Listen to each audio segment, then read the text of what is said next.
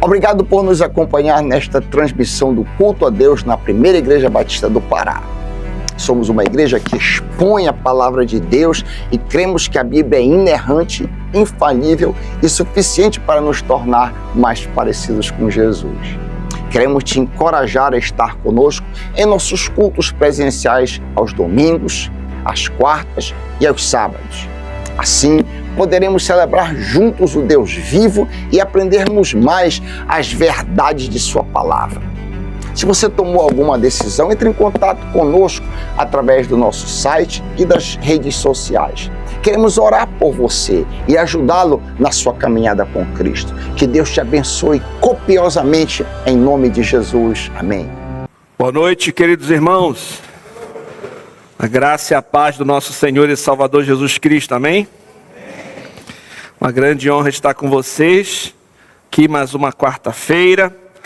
Nós vamos continuar a série que começamos sobre as marcas da igreja primitiva, baseada em Atos 2:42, que diz: perseveravam na doutrina dos apóstolos, na comunhão, no partir do pão e nas orações. Então esse versículo apresenta 4 pilares essenciais da vida e do culto da igreja. Nós já vimos então a doutrina dos apóstolos, que é o ensino fiel transmitido por testemunhas oculares da vida, a morte e ressurreição de Cristo. Essa foi a nossa primeira mensagem. E na semana passada, como nós tivemos a ceia do Senhor, nós trabalhamos o partir do pão, né? Então pulamos ali a comunhão, que é o que vamos tratar hoje, e tratamos do partir do pão, que foi a referência à ceia do Senhor, o sinal visível da nova aliança, celebrada em memória do sacrifício de Cristo.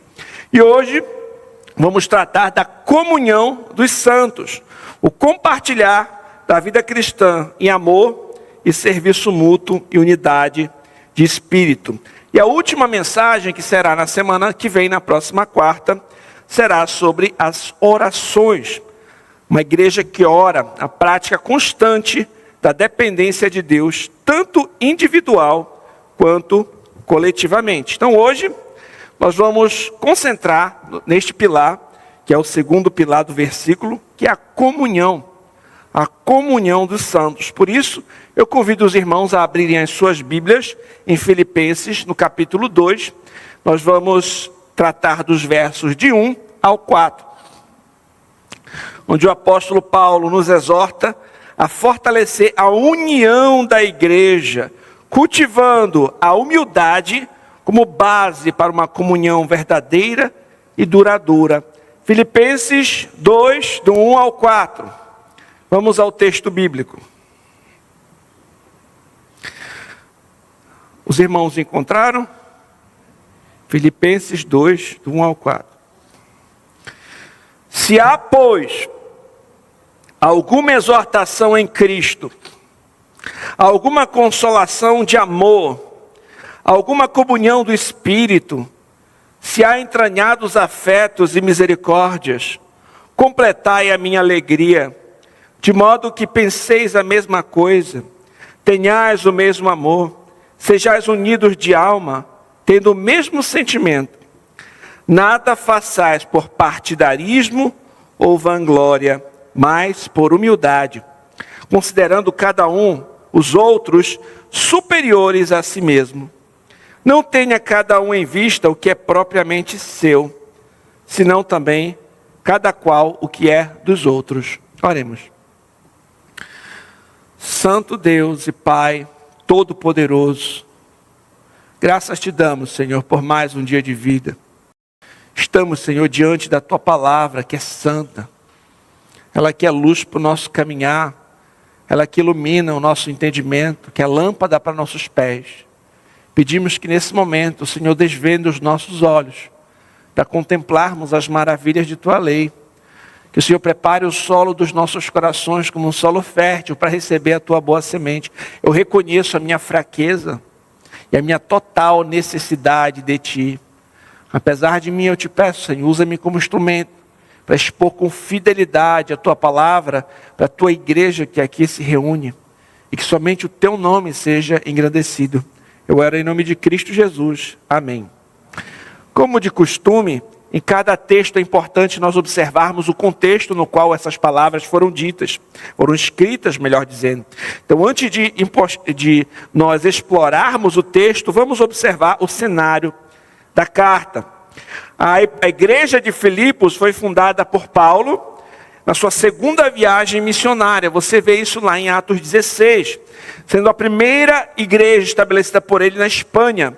Era uma congregação diversificada. Você deve lembrar, por exemplo, de nomes como Lídia, a vendedora de púrpura, uma comerciante, uma mulher de posses, que provavelmente abriu as portas da sua casa para receber as reuniões da igreja. Mas você também vai ler nas escrituras sobre uma jovem que foi liberta de um espírito maligno também naquela cidade. Você vai ler também a respeito de um carcereiro de Filipos, que junto com a sua família creu no evangelho e foi batizado. Então, apesar da diversidade de origem, de contexto, entre os membros daquela igreja, eles estavam unidos pela graça do evangelho de Cristo. Isso é algo maravilhoso que a gente experimenta na vivência de igreja.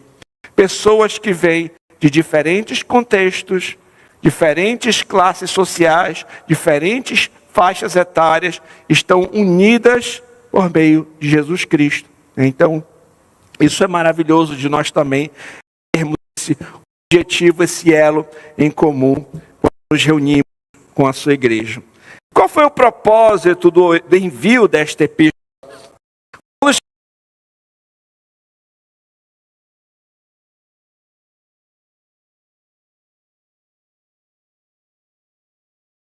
Segundo, para explicar o motivo da volta de Epafrodito. Terceiro, compartilhar a sua situação como prisioneiro em Roma.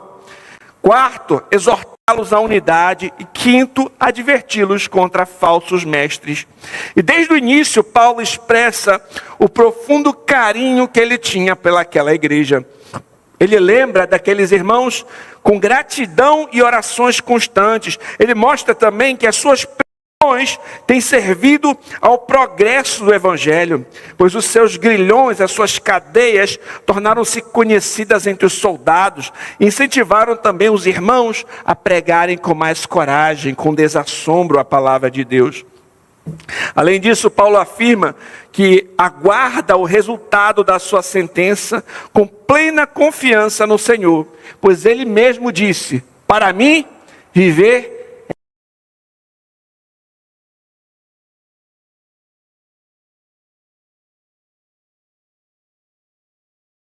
cooperação e coragem. Então esse era o contexto. Era uma igreja amada por Paulo, uma igreja generosa, uma igreja diversificada, mas também era uma igreja que tinha os seus problemas. Um dos problemas que nós observamos na carta à igreja de Filipos é o problema da desunião. Apesar de suas virtudes, a igreja de Filipos enfrentava tensões internas, provavelmente motivadas por disputas pessoais e ambições por reconhecimento. Paulo já havia alertado sobre ameaças externas, sobre falsos mestres, sobre perseguição, mas agora ele trata dos perigos internos, pois uma igreja desunida é uma presa fácil para os ataques do inimigo. Por isso ele apresenta uma exortação pastoral poderosa. A comunhão dos santos deve ser cultivada com humildade e serviço mútuo. Sobre a estrutura desse sermão, nós vamos refletir sobre 3 aspectos da comunhão cristã com base neste texto. E caso você esteja anotando, os 3 pontos serão: primeiro, a base da comunhão da igreja. Verso 1, a base da comunhão da igreja. Segundo, o fruto da comunhão da igreja. Verso 2, o fruto da comunhão da igreja. Terceiro, o caminho da comunhão da igreja, que nós vamos observar nos versos 3 e 4. Que o Senhor nos conceda graça para compreendermos como cultivar essa comunhão bíblica entre nós, nesta igreja local, a fim de que Cristo seja exaltado por meio de nossa unidade, por meio da unidade dessa igreja. Com isso em mente, vamos então ao primeiro ponto, a base da comunhão da igreja, que é a nossa união com Cristo. O texto diz: se há, pois, alguma exortação em Cristo, alguma consolação de amor, alguma comunhão do Espírito, se há entranhados afetos e misericórdias. No versículo 1, Paulo apresenta 4 fundamentos que sustentam a sua exortação à unidade. É como se ele dissesse assim: considerando todas essas bênçãos que vocês já desfrutam em Cristo, vivam em comunhão. E essa expressão que ele utiliza aqui, se há, pois, pode ser traduzida também de outra maneira. Pode ser traduzida como já que há, ou visto que há, indicando realidades espirituais já experimentadas pelos crentes. Então, esses 4 fundamentos que ele apresenta são: exortação em Cristo. Trata-se aqui do consolo, ânimo, encorajamento que fluem da união com Cristo. Ele nos motiva e fortalece a seguir adiante, mesmo diante das dificuldades. Consolação de amor, o amor de Deus derramado em nossos corações é fonte de consolo e força para nós vivermos em comunhão. Nós somos consolados por Ele para também consolarmos uns aos outros. Comunhão do Espírito, de respeito à presença do Espírito Santo em nós. Não é apenas individual, mas nos une espiritualmente como corpo de Cristo. Isso nós podemos ver também em outras passagens das Escrituras. Por exemplo, 1 Coríntios 3,16 é dito assim: não sabeis que sois santuário de Deus, que o Espírito de Deus habita em vós? Ou 1 Coríntios 12,13, que diz: pois em um só Espírito todos fomos batizados em um corpo.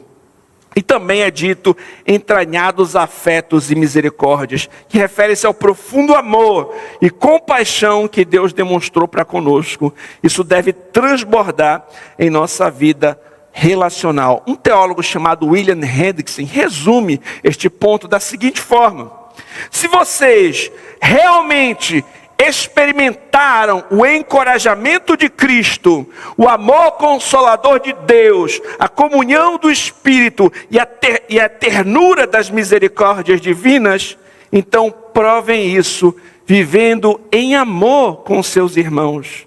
Portanto, a base da comunhão da igreja está na nossa união com Cristo e na obra do Espírito em nós.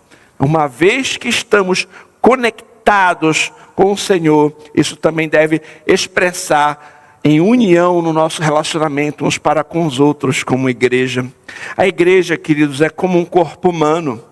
Cada membro é diferente, mas todos cooperam em harmonia para o bem do corpo inteiro.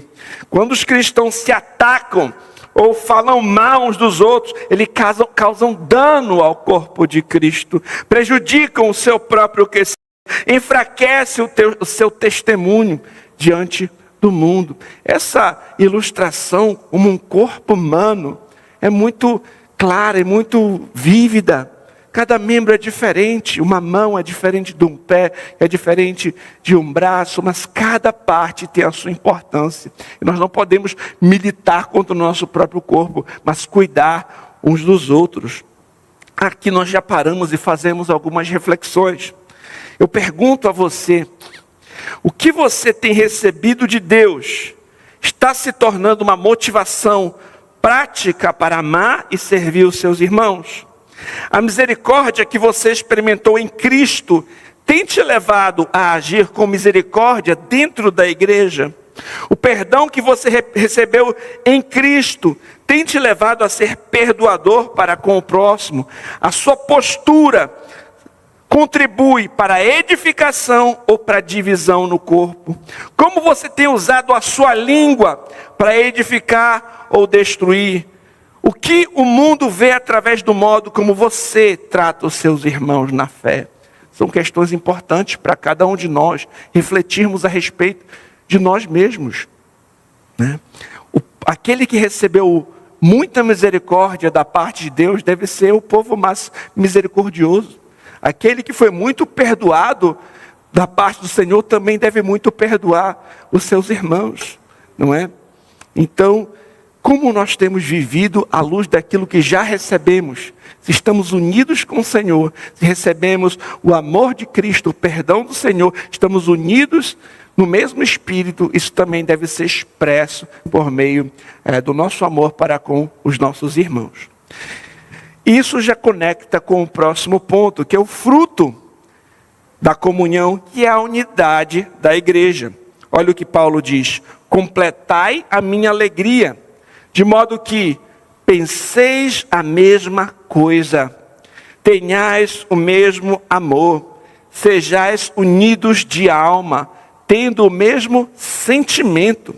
Então, depois de apresentar a base da comunhão, que é a nossa união com Cristo, Paulo agora descreve o fruto visível dessa comunhão espiritual, que é a unidade prática na igreja local. E ele diz: completai a minha alegria. A alegria de Paulo não estava em sua própria situação, lembrando que ele estava preso, mas no bem-estar espiritual da igreja. Enquanto houvesse divisões entre irmãos, a sua alegria estaria incompleta. Para ele, a verdadeira alegria pastoral é ver uma igreja unida.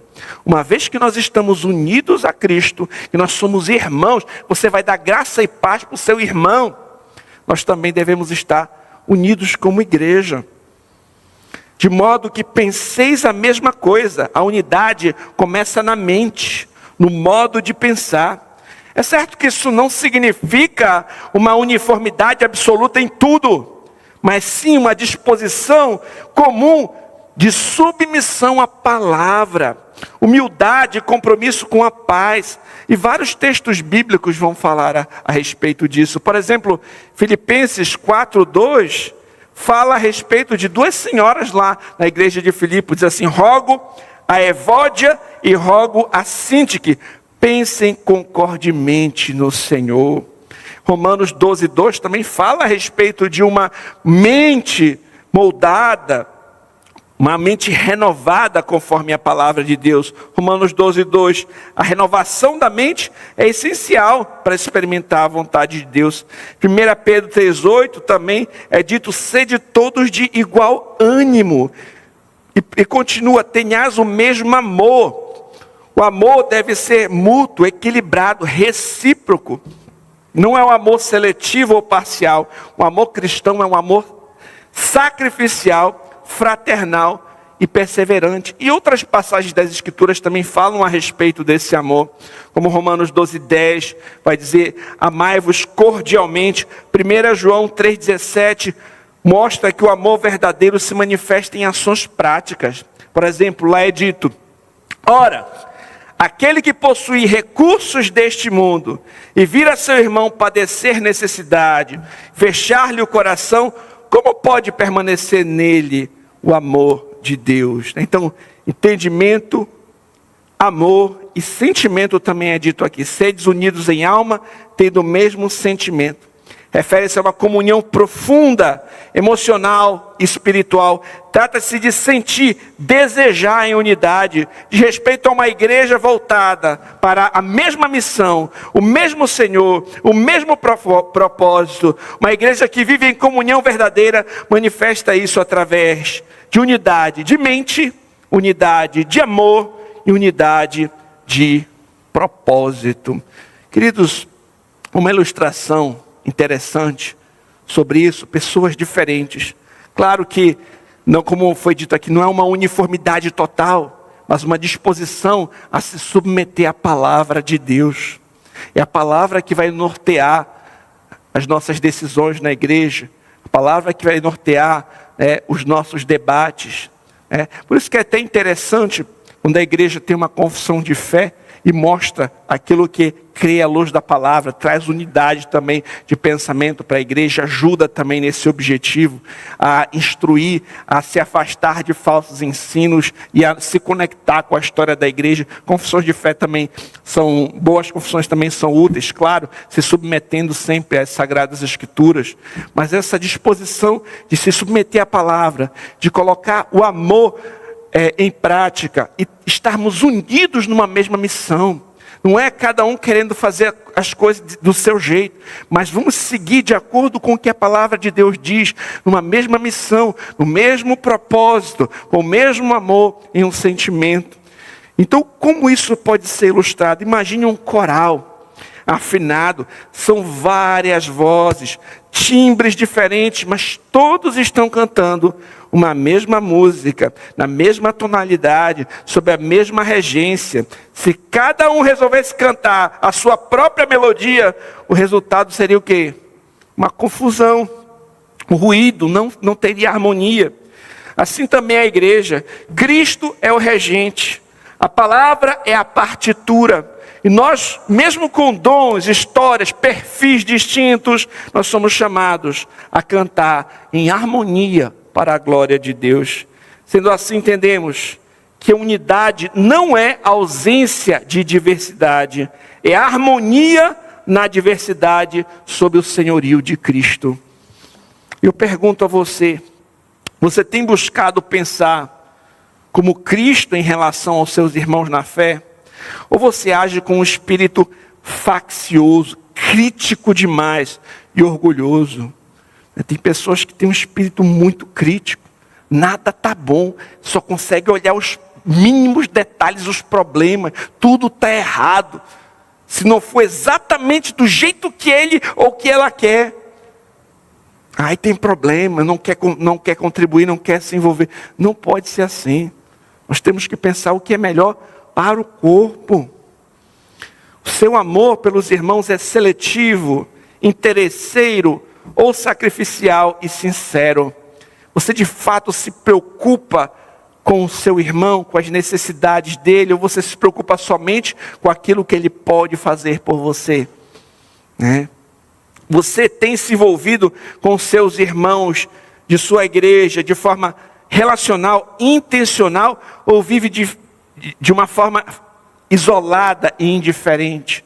Queridos, nós podemos e devemos intencionalmente investir na vida de outras pessoas, ajudar outros a serem seguidores de Cristo. Talvez você pode olhar alguns bancos vazios hoje e lembrar de algum irmão que não está aqui por algum motivo. Quem sabe ligar para essa pessoa, perguntar se está bem, se está precisando de oração ou de alguma ajuda, não é? Ou você se preocupa só com você mesmo. Nós não fomos chamados para caminhar sozinhos. O Novo Testamento fala de mutualidade. Você sabe o que é uma mutualidade? Aquilo que nós fazemos uns aos outros. É levar as cargas uns dos outros, amar uns aos outros, confessar pecado uns aos outros, suportar uns aos outros, é chorar com o que chora, se alegrar com o que se alegra. Não dá para você fazer isso sozinho. Nós fomos chamados a pertencer a um rebanho, a caminharmos juntos, não isolados. A vida cristã é uma vida comunitária. Sua vida contribui para a unidade ou para a divisão do corpo? Você é uma pessoa que está contribuindo para essa unidade? Ou você é uma pessoa facciosa? Como é que alguém pode contribuir para a divisão do corpo na prática? Com difamações, com fofocas, com intrigas, com dissensões, murmurações, falar mal dos outros, transmitir mentiras. Isso é muito perigoso. A língua, ela pode ser usada tanto para edificar, para encorajar, para louvar o Senhor, mas ela também pode ser um instrumento terrível para difamar, para colocar pessoas contra a liderança da igreja, para falar mal dos pastores, dos líderes. quem faz isso está promovendo um espírito divisivo. Isso é terrível. É terrível. Então cuidado sobre como você tem utilizado a sua língua. Se alguém chegar para você falando mal de uma outra pessoa, sabe o que você faz? Você pergunta, e você já falou diretamente com ele? O fofoqueiro vai ficar quebrado, vai ficar envergonhado. Né? Porque tem um processo, Jesus ensinou. Se o teu irmão pecar contra ti, o que você faz? Vai falar para os outros? Não, vai com ele, resolve com ele. Se não resolver, aí leva testemunhas. Se não resolver, o assunto é levado à igreja. Tem um processo, biblicamente falando. Agora a fofoca é destrutiva. Cuidado. Como você reage diante dos conflitos ou diferenças na igreja? Se não colocaram o carpete da cor que eu queria, então não vou mais ajudar. Isso é tolice. Nem tudo vai ser exatamente do jeito que você quer. Certo? Você tem que estar disposto a também a considerar a vontade do que foi decidido pela maioria numa assembleia, por exemplo. Então tenha humildade. E que o Espírito Santo nos transforme em pessoas que amam, servem e promovem a unidade, para que a comunhão que temos com Deus se reflita em relacionamentos saudáveis da igreja. Então esse relacionamento horizontal que nós temos com Deus deve ser refletido em uma igreja unida, uma igreja que se ama, uma igreja que está unida nesse propósito. Quão belo é ver, por exemplo, várias pessoas em diferentes departamentos na igreja, todos com um objetivo em comum. Viemos aqui para glorificar a Deus, para edificarmos a igreja, para ensinarmos uns aos outros, para termos comunhão, para proclamarmos o evangelho para outros, fazermos discípulos para Cristo. E todos, cada um na sua parte, fazendo dando a sua contribuição, cooperando em prol do avanço do evangelho, edificação da igreja, tudo para a glória de Deus. Isso é belo. E quando o amor sacrificial é demonstrado, um amor que não busca simplesmente só os seus interesses, mas o interesse dos outros, é demonstrado na vida da igreja, uma preocupação sincera e genuína, isso glorifica a Deus. E nisso são conhecidos que somos discípulos de Cristo, se amarmos uns aos outros. Amém? E o nosso terceiro ponto e último é o caminho da comunhão. E o caminho dessa comunhão é a humildade cristã. E você vê isso nos versos 3 e 4. É dito assim: nada façais por partidarismo ou vanglória, mas por humildade, considerando cada um os outros superiores a si mesmo. Não tenha cada um em vista o que é propriamente seu, senão também cada qual o que é dos outros. Paulo agora mostra como a comunhão cristã é mantida e cultivada. A resposta está em uma virtude que é desprezada pelo mundo, mas é honrada por Deus. E essa virtude é a humildade. Nada façais por partidarismo ou vanglória. O partidarismo, ele vem da ambição egoísta, da rivalidade, do orgulho. A vanglória que busca, aquela busca do reconhecimento e prestígio pessoal. Pessoas movidas por essas atitudes causam divisão, vivem para autoafirmação e não conseguem ouvir e nem valorizar os outros. Se cada um estiver buscando apenas o que é seu, como pode haver unidade?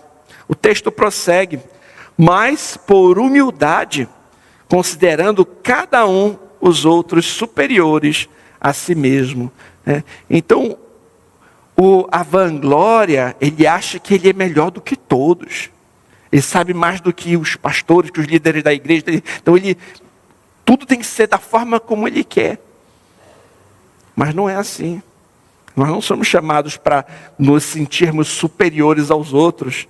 Mas o texto prossegue dizendo: mas por humildade, considerando cada um os outros superiores a si mesmo. Então a humildade é o antídoto para a vanglória. Obviamente não significa se menosprezar, mas ter uma percepção correta de si mesmo, reconhecendo as suas fraquezas e valorizando também os dons dos outros. No lugar de olhar só o que está errado, os defeitos dos outros, observe os dons, as qualidades também que Deus dotou os seus irmãos. Um teólogo chamado Francis Fox comenta: humildade é ver as virtudes e forças dos outros ao mesmo tempo que reconhecemos as nossas próprias fraquezas. Às vezes a gente quer fazer o contrário, né? Consegue olhar os defeitos dos outros e não ver os nossos. Mas é o contrário que a humildade significa. É você olhar as virtudes dos outros e reconhecer também as suas próprias fraquezas também. Não tenha cada um em vista o que é propriamente seu. Isso não significa abandonar as responsabilidades pessoais, mas viver com os olhos abertos para as necessidades dos outros, especialmente os irmãos na fé. Como é que eu posso servir os meus irmãos na fé? Infelizmente hoje, tem muitos que têm uma mentalidade errada a respeito da igreja, uma mentalidade de simplesmente um comércio. Eu estou indo, eu vou pagar uma mensalidade, eu tenho que receber um serviço. E ai, se não me servirem direito, eu vou procurar outro. Não, meus irmãos, nós somos uma família em Cristo. Eu vou pensar como eu posso servir, como eu posso ajudar. Tem um problema, como é que eu posso ajudar a resolver esse problema? Não é? Vários textos bíblicos também corroboram com esse ponto. Por exemplo, Mateus 19:19 diz assim: amarás o teu próximo como a ti mesmo. João 13:34, amai-vos uns aos outros. Gálatas 6:10, façamos o bem a todos, especialmente aos da família da fé. Como eu posso amar o meu irmão? Como eu posso servir? Como eu posso usar os dons e talentos que Deus me deu para servir na obra dele, para ajudar o meu irmão, para observar as necessidades e também me deixar gastar em amor do meu irmão? Queridos, no reino de Deus a grandeza é servir. O que o mundo vê como fraqueza, Deus vê como honra. Mesmo entre os discípulos de Cristo, surgiu uma disputa. Eles perguntaram: quem será o maior entre nós? Lá em Lucas 9:46. Jesus respondeu com uma criança no colo e disse: aquele que entre vós for o menor, esse é o maior. O apóstolo Paulo também entendeu isso. Olha como ele observa ele mesmo e como ele se apresenta. Em 1 Coríntios 15:9, Paulo apresenta a si mesmo como o menor dos apóstolos. Efésios 3:8, ele se chama de o menor dos santos. Em 1 Timóteo 1:15, ele fala de si mesmo como o principal dos pecadores. Ele também exalta o exemplo de Timóteo, por exemplo. Ele chama Timóteo de um servo fiel, que está preocupado com os interesses da igreja. Ele fala de outro servo que foi Epafrodito, que quase morreu em serviço. E sobretudo ele apontou para Cristo. E Cristo Jesus, meus irmãos, é o nosso maior exemplo de humildade. E nos versículos seguintes aí de Filipenses 2, a partir do verso 5 até o 11, olhe o que Paulo fala a respeito do nosso Senhor Jesus Cristo. Ele diz: tende em vós o mesmo sentimento que houve também em Cristo Jesus. Pois ele, subsistindo em forma de Deus, não julgou como usurpação o ser igual a Deus. Antes, a si mesmo se esvaziou, assumindo a forma de servo, tornando-se semelhança de homens, reconhecido em figura humana. A si mesmo se humilhou, tornando-se obediente até a morte, e a morte de cruz. Pelo que também Deus o exaltou sobremaneira, ele deu o nome que está acima de todo nome, para que ao nome de Jesus se dobre todo o joelho no céu, na terra e debaixo da terra, e toda a língua confesse que Jesus Cristo é Senhor, para a glória de Deus Pai. Louvado seja Deus. Eu pergunto, você tem prazer em servir mesmo quando ninguém vê ou reconhece. A sua atitude com os irmãos é de honra ou de desprezo? Você valoriza os dons dos outros ou vive simplesmente para se destacar? A sua conversa gira sempre em torno dos seus próprios interesses ou você demonstra real interesse pelos outros? Você está disposto a ceder, a ouvir, a cooperar, mesmo quando as coisas não são do seu jeito? A verdadeira humildade edifica a igreja, preserva a unidade e glorifica a Cristo. Eu vou lembrar dos 3 pontos que consideramos aqui. Primeiro, nós vimos qual é a base da comunhão da igreja. A base da comunhão da igreja é a nossa união com Cristo. Nós fomos consolados em Cristo, amados por Deus, participantes do Espírito e alvos da compaixão divina. Tudo que temos de bom na vida cristã vem dele. Então a nossa comunhão horizontal começa com a nossa comunhão horizontal começa com a nossa reconciliação vertical. Segundo, qual é o fruto da comunhão? É a unidade da igreja. Então essa unidade se manifesta em pensar a mesma coisa, ter o mesmo amor, ser unido de alma e sentimento. É uma atitude de mente, de afeto e de missão. Uma igreja assim glorifica a Deus e impacta o mundo. E terceiro, qual é o caminho da comunhão?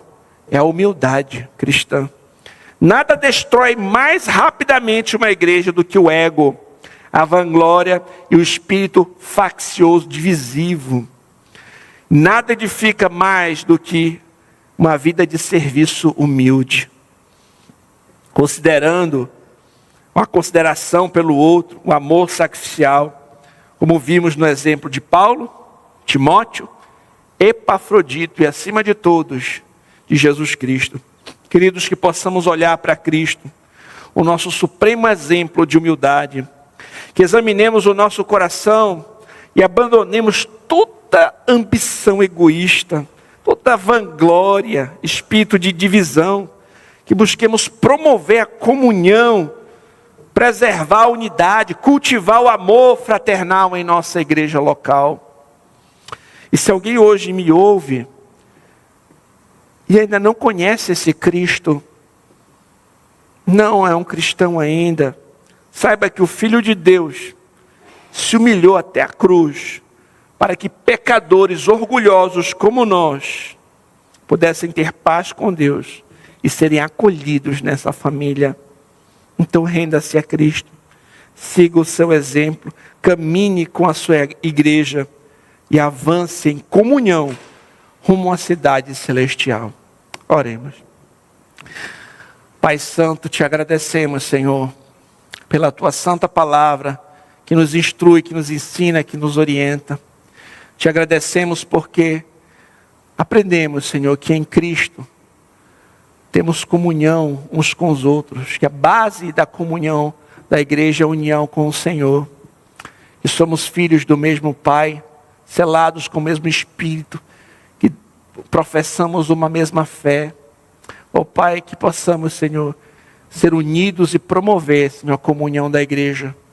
E que não haja em nós espírito divisivo, faccioso, mas que busquemos a comunhão e a união do corpo, servindo humildemente ao Senhor e uns aos outros, lembrando especialmente do exemplo do nosso Senhor Jesus Cristo, que mesmo sendo Deus, não teve como usurpação ser igual a Deus, mas serviu a todos, foi obediente até a morte, morte de cruz. E o Senhor o exaltou, dando um nome que está acima de todo nome, que nossos olhos estejam em Cristo, e a nossa comunhão seja fortalecida, e que o teu nome seja engrandecido. Eu oro em nome de Jesus. Amém.